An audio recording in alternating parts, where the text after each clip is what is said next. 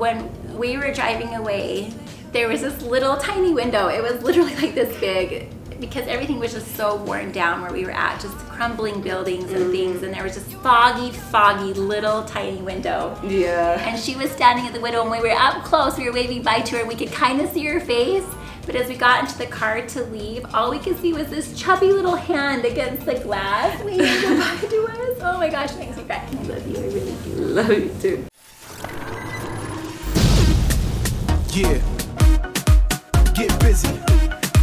Get busy. Everybody get busy. I need y'all to report to the dance floor right this minute.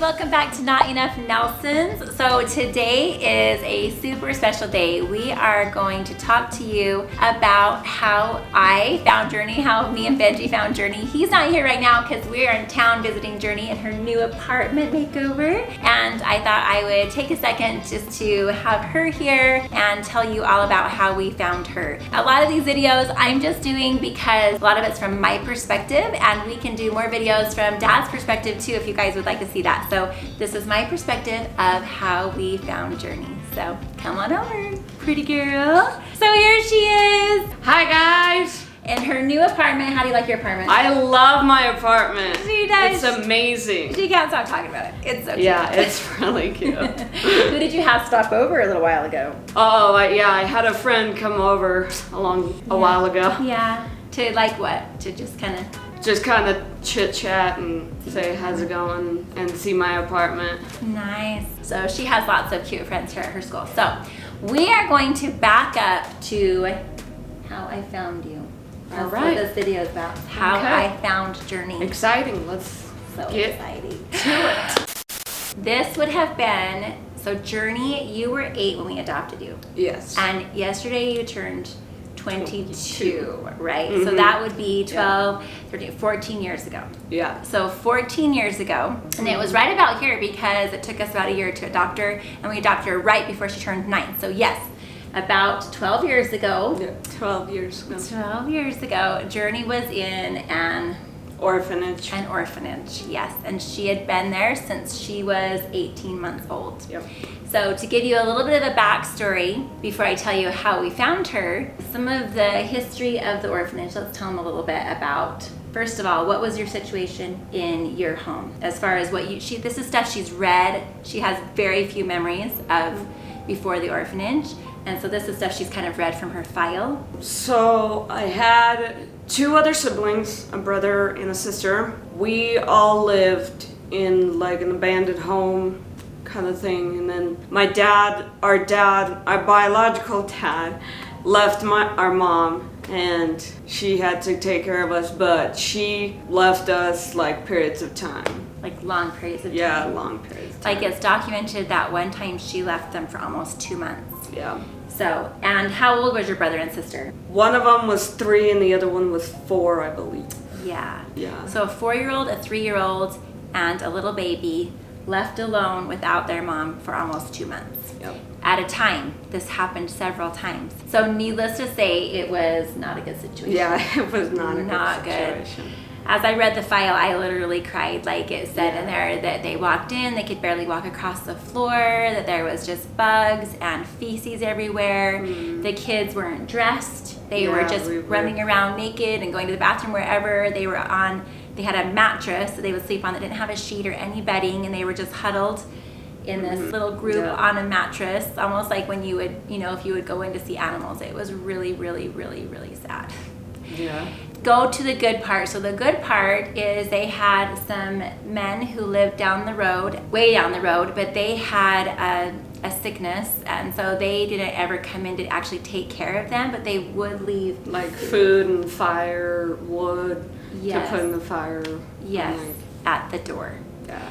I don't know how. I don't know if they would I don't know. Anyway, they would leave them food. I don't know about the firewood. I don't know about that, but they would leave them food and they would just knock and leave, I guess is what they told the authorities. And they're the ones who finally called in and said this isn't okay. The mom's been gone for almost 2 months and these little kids are just in squalor. And so the authorities came and picked them up, and sadly so JourNee at the time, she had what's kind of called a lazy eye, but one of her eyes would go inside, kind of crossed, and then this one would look forward, and then it would switch. Yeah, it would switch, and then one of them would look forward and the other one would So again, she'd only see like a quarter of the view, right? They thought because of that she had some other severe special needs, which really, I feel like in my heart, it was mostly just her eyes. I don't know, there was a ton of mental things that she had disability-wise, but they separated them, which is so sad. It breaks my heart. They separated us.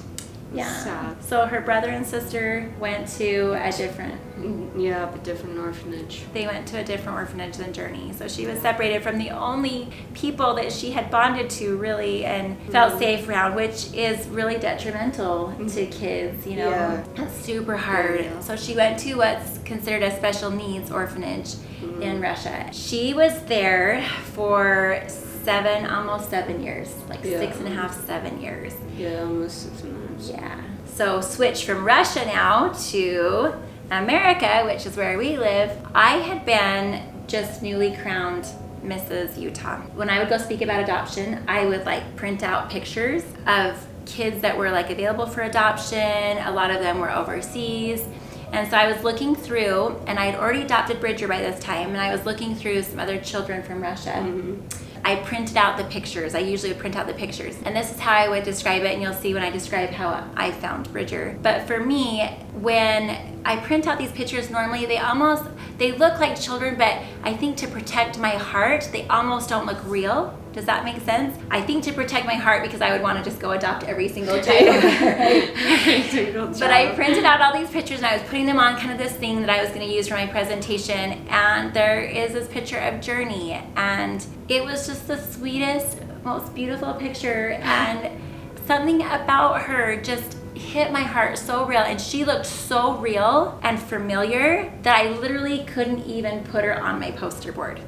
I actually took the picture and I just sat there and stared at her and stared at her and stared at her, and I thought, okay, she's 8 years old. I already have 2 8-year-olds. We had just adopted Bridger like a year earlier, and I'm like, what am I thinking? And I just put it in my drawer. I put it in the drawer of my office, and I went about and just kept planning my talk. Yeah. So then I just continued to prepare for my talk, and about, 3 or 4 days had passed, and for some reason I kept thinking about JourNee and her picture. And at one point, and this is when I just this was the clincher, I had gotten in the shower and I was just sitting there and taking a shower, and for some reason she just came to my heart, came to my mind. What about that little girl with the crossed eyes from Russia? And I was just thinking about what she might be going through, and I don't know, just going over things in my mind, and my phone rang. And so I was like, okay, do I get out of the shower and answer the phone?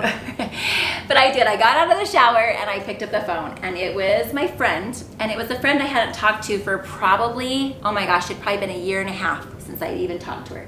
So why she chose to call me at that moment, you will find out. But she called me. One of the very first things she said, and it was just so out of the blue, is she said, oh, this neighbor little girl that I live by, she had crossed eyes and she just got them fixed. Oh, it's so neat because now she can see the whole big picture and she's so beautiful. And I'm like, I haven't talked to you for 1.5 years. And you're calling to talk to me about a little girl who got corrective eye surgery and that she could see the big picture and how special it was that she could finally see everything. And I asked her, I'm like, so what made you choose to call me today? And it's been so long. And I told her how I had been looking at that picture of this cute little girl from Russia. And she's like, you know what, to be honest, I don't really know. I just felt like I should call you right now, and I did. And I'm like, okay, seriously, I'm getting the goosebumps just retelling the story, because I was sitting there in my towel listening to her, and I'm like, okay, I think I need to talk to Benji. And you think I need to talk to Benji about this and what's happened. So I waited till he got home from work, and he came in his office, and I still remember, as plain as day, he was kind of tired from the day, and so he was laying across the floor, kind of up on his elbow on the floor. And I said, I have to show you a picture of somebody. He's like, okay. And so I opened the drawer and I got out this picture and I showed him to her. And he looked at the picture and he goes, oh, and he like sat back on the floor, and I said, what's the matter? And he goes, she looks familiar. And I'm like, I know, she looks familiar. And so he's like, how old is she? I said, she's 8, just like the other 2 kids we already have. He's like, yeah, but how do you deny that she looks familiar? Like, anyway, that's kind of how we feel like we knew, anyway, is that she looked familiar. And so we started the process of trying to adopt her, and in Russia you have to go twice. So you have to go the first time to meet them and spend some time with them, and then the second time you can go back and finalize the adoption. Yeah. So it was set to go meet her the first time, and tons of paperwork, tons of small miracles happened along the way, I am telling you right now. And so, but finally it was the point where we had arrived in Russia and we were going to meet our JourNee. We go sit down, we walk in this orphanage, we sit down, and we're just waiting, and they're like, we're getting her ready. So in the orphanage, they only had like one really special outfit. This was the outfit they chose. Yeah, they do. Yeah, you remember that? Yeah. They chose to put the girls in that if the girls were going to meet a family, right? They do. And it was so cute. I'll show you pictures, but it had these 2 big... Yeah, they had these 2 big like bows that you would wear and like this outfit, because like in the orphanage you only get like 1 pair of clothes that have been like given away or like not wanted anymore. Yeah. So you would get like 1 pair of clothes, like maybe a shirt and some pants or whatever. But when they, like the little kids meet the parents, they have like a special outfit for the boys and the girls. Yeah. So do you still remember getting dressed in that special outfit? Yeah, I still remember that special outfit. You do? Like I do. I like have pictures in my mind that I can even picture it right now, that I like had bows in my hair and like this outfit and these shoes. And they did her hair so cute. Yeah. Anyway, we were sitting there, and in she walks. This, oh my gosh, she just stole our hearts right away. She was so adorable. Yeah. Oh my gosh, it was so cute. So what did you think walking in and seeing us for the first time? Do you remember what was going through your mind? Before that, I had like kids, or I don't remember who said it. They said there are like people that are gonna come to meet you, and I like remember that I was so excited, and once I met them I was like really excited to meet them, because I was hoping that they would take me home to be in their forever family. Yeah. So it was so cute. She like literally ran over, and she wasn't even shy. She like literally came over and she looked at me, and then she just gave me this great big hug. Yeah. It was so cute. I remember that. And she gave Benji a hug, and she was being so cute. Benji was doing some swing dancing with her, and he was jump roping with her and playing soccer, and she was actually really good at soccer. She was just so sweet and so cute. And again, like, we spoke English, she spoke Russian. We don't even know any Russian at all, and she knows no English, but yet there was still communicating happening, and we could see that she had so much love and so much she's just so special. In fact, that first meeting is where I decided that somewhere in your name had to be the word Michelle, because that means angel. But so her birth name, what was given to her was Kukleva Ludmila Valentinova, but they would call her Lud. In America, Lud doesn't mean a very good thing. It actually means kind of a bad thing. And so we were talking to her, are you okay if we change your name? And she's like, yeah, I think because, and that's really common, they told me in Russia, because a lot of times they want an American name because they want to feel like they're like fully full American. Yeah, and part of the family, and like yeah. So she was like, yeah. And so I'm like, okay. So we were still thinking about her name. We didn't know the name yet. We hadn't kind of decided what we would pose for her to be her name, but we just kept going along with this journey of finding her. And so we got to play with her and visit with her, and it came time for us to leave, and we knew we wouldn't be back for several months. And we gave her this box. You still remember that? Yeah, I remember the box, that there was like coloring books and coloring pencils and all that stuff. And then they gave me this picture book to like look at the family and like remember them. Yeah. So we had pictures of like us, all the kids, grandparents, uncles, aunts, and cousins and all that. And we did the inside of our house, what her room would look like. Yeah. just so that she would start to get it in her mind and feel a little bit more comfortable making this big trip to America that would be coming up. And so we left her with that book. And I have to tell you, and this gives me, I want to cry again. When we were driving away, there was this little tiny window. It was literally like this big, because everything was just so worn down where we were at, just crumbling buildings and things, and there was this foggy little tiny window. Yeah. And she was standing at the window, and when we were up close, we were waving bye to her, and we could kind of see her face. But as we got into the car to leave, all we could see was this chubby little hand against the glass waving goodbye to us. Oh my gosh, it makes me cry. It was so cute. Do you still remember that? Yes, I remember that. Like, I was on the stairs and I was looking at them and I was hoping that they would come back. Yeah. So I just kind of waved at them. I was like excited. Yeah, so cute. Oh my gosh, it makes me cry. But anyways, so we had to leave her back there for 2 more months, and so we made the trip home, and then fast forward, and it was the weekend we were gonna have to come and get her, and it was, I think it was a Sunday morning, and we were supposed to leave Monday morning, okay? And all of a sudden I get this phone call from Russia, the lady who was helping us, and she said, you don't have this one paperwork that you need to have in for your kids. And I'm like, wait, what? And she's like, you have to have this paperwork from your doctor. And I'm thinking, and she goes, I could put off the trip, but then you won't be able to come for several more months. And I'm thinking, oh my gosh, my little girl is over there, and because of one stupid paper, I can't come and get her? And I was freaking out, and I'm like, no, I will somehow find a doctor who will give me this paperwork on my kids, and I will find a notary who will notarize it, because it has to be all official. And I hung up the phone, and I knelt down right there, and I was like, Heavenly Father, you have got to help me. This is gonna be a miracle. You're gonna help me find some way that I can get a hold of my doctor. I have no clue what his home number is, and I didn't know his cell number, and his office was closed, obviously. So I just started searching and searching and searching. I looked in the phone book just under his name. I called several people with the same name. Nobody knew who he was. And eventually, somehow, it was someone in our neighborhood knew his family.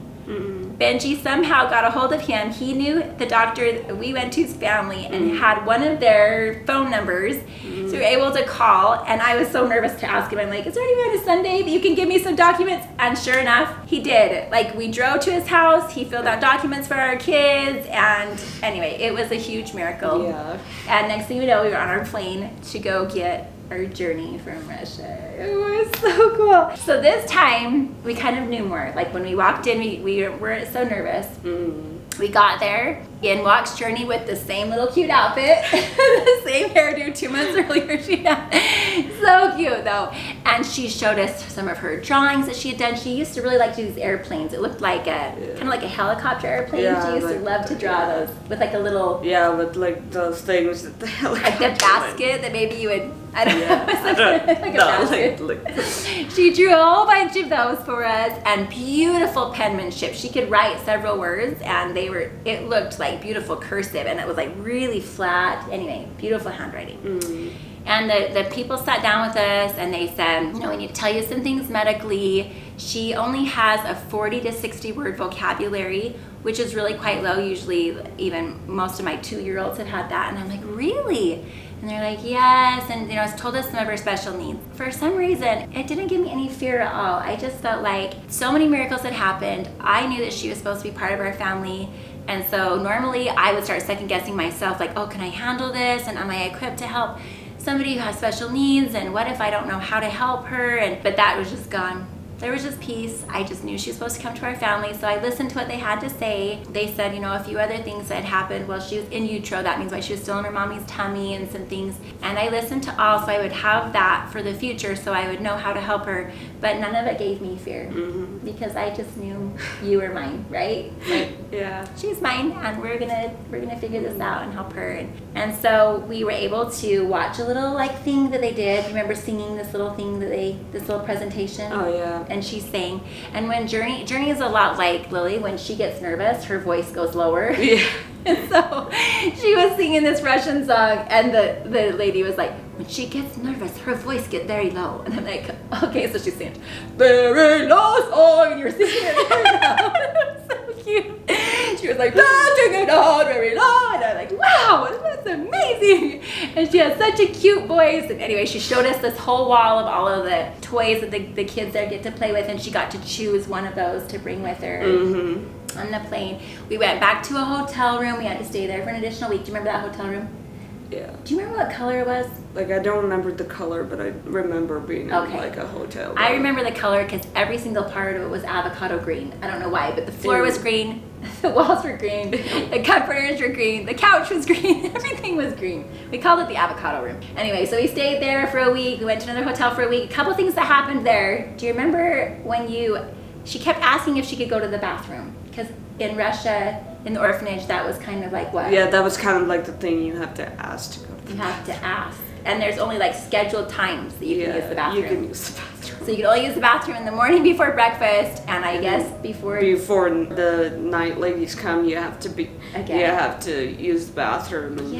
And they won't, like, they usually wouldn't let you go, but yeah. So she would come up to me and say, and she'd like point, like very much charades, you know, and I'd be like, oh, you have to go to the bathroom, and I took her in the bathroom, like, you can go, and still every day she's, and I'm like, you can just go, you don't even have to ask permission to go to the bathroom. But it took a while before she knew that. And then one time when she was in there, do you remember what you looked at? She looked at something that, she opened up the bag and saw, Benji's razor, and she went like that across her finger.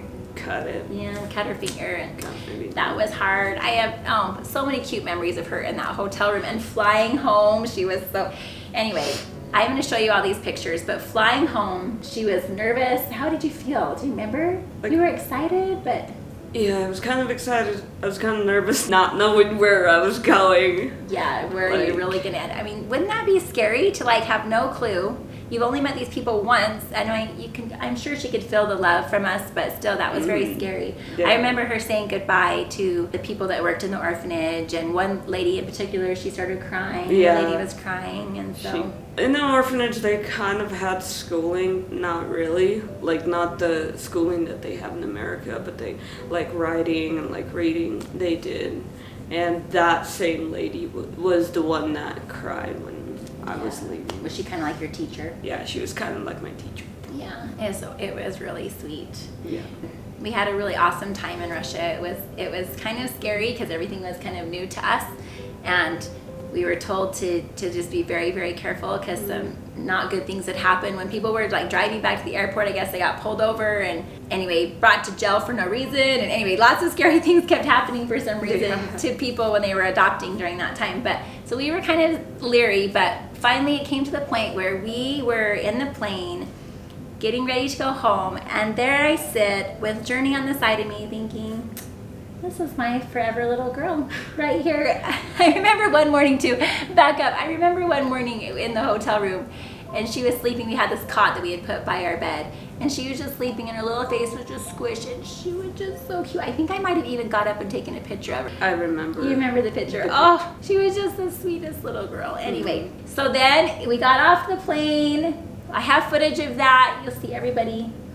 Before we got out of plane, I can see this big old like light up like thing, and then not knowing what they were saying, they were like, yeah, whatever they were saying. Yeah. Like, there's that, because I couldn't understand. Like, because I couldn't understand them, so it was like kind of gibberish to me. Yeah. Because I couldn't understand what they were saying. Yeah, for sure. So yeah, they were saying, there's America, yeah. We're here. We're home, like, but we're home. But it was a long plane ride. But anyways, we're gonna put footage of when you got there. But it was so sweet. She just kept going up to everybody and hugging everybody. Like strangers too. Yeah, like, well, we talked about that in the Q&A, but she got over that. But yeah, I got over that.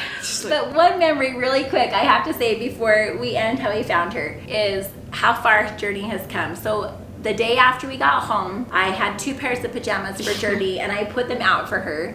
And I said, okay, you choose your pajamas. And she's just sitting there in her little underwears looking at the pajamas. I said, you choose which one. And she sat there and kind of looked at both, and she's like, I don't. And I said, you choose. And she looked both, and And then I just left the room for one quick second because someone needed me in the other room. Yeah. And I came back maybe 10 minutes later and she was still sitting there with the 2 pairs of pajamas and she just had tears and she's like, I don't. And I'm like, okay, I will just choose your jammies for you. Do you even remember that at all? No, but I think the reason for that is like they didn't give us like a whole bunch of clothes in Russia. They just gave us that pair of clothes that we wore every time. So we kind of Never had to make choices. never learned how to choose, I guess. I guess when that happened, I would cry. Yeah, I was like, I don't know how to choose. Like, I don't know how to choose. It's hard to choose when you've never had the option to have a choice, right? And so I just chose the one for her and put that on. And now, fast forward, she is 22. Yep, I'm living in her own apartment. Yep. So exciting, gorgeous as ever. She has a friend that's a boy. We're not gonna call him a boyfriend yet.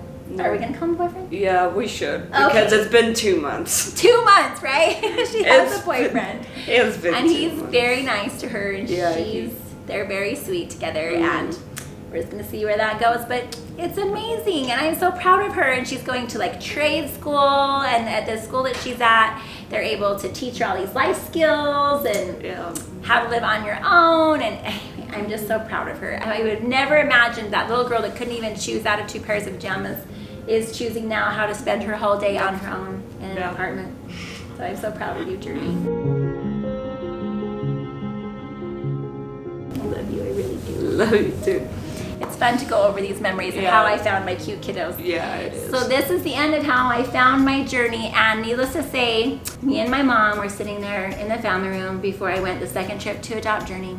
And I said, I can't come up with a name. I feel like I want to do another J name because I had Kennedy and Cassidy and I had Janie, and I was like, maybe a name that starts with J. And she said, what about JourNee?